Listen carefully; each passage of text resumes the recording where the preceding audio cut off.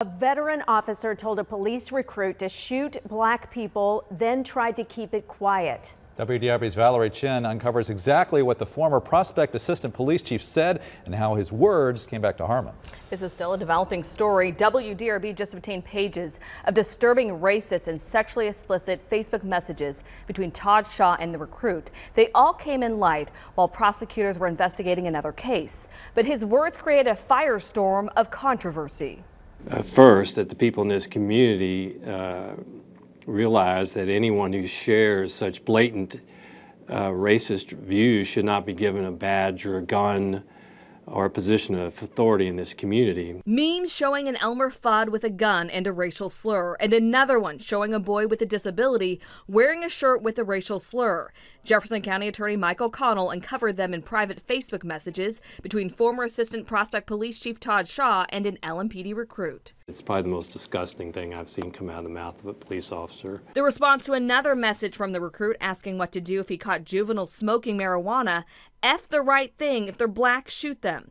Then he suggests having sex with the juvenile's parents. Unless daddy is black, then shoot him. Well, I was stunned. I'd never seen such a blatant use of foul language coming from a sworn police officers. O'Connell found the messages so disturbing he immediately alerted Prospect's mayor. This guy's gone. I mean, he was suspended the day after the mayor got my letter. They worked out some arrangement to get rid of him, and he's gone. Shaw resigned late last year. Sources tell WDRB News the messages were uncovered when Shaw was investigated for interfering in the sex abuse probe of the Louisville Metro Police Explorer program. Shaw says he was cleared in that investigation, but because of the messages, 24 cases involving Shaw as an officer are expected to be dismissed. As far as further actions criminally, I'm not sure that these have crossed that line in terms of criminal behavior, although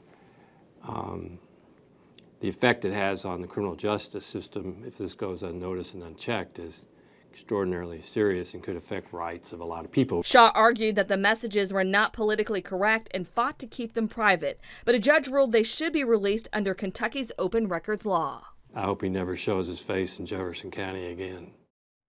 At the time, Shaw was also the acting police chief. O'Connell says Shaw's cases that will likely be dismissed are mostly traffic violations and lower-level offenses. Valerie, have we heard from Shaw or his attorney at this point?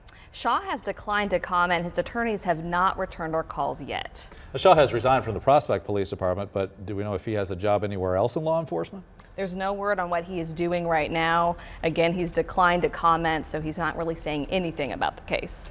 He did have a 20-year career with LMPD before he joined the Prospect Department. What can you tell us about his alleged involvement with the Explorer sex abuse investigation that led to this explosive development? Well, one of the officers charged in the Explorer case is accused of asking Shaw to access the NCIC database to run license plates of undercover officers. Improperly accessing the database is a criminal offense. So where do we go from here? What's next?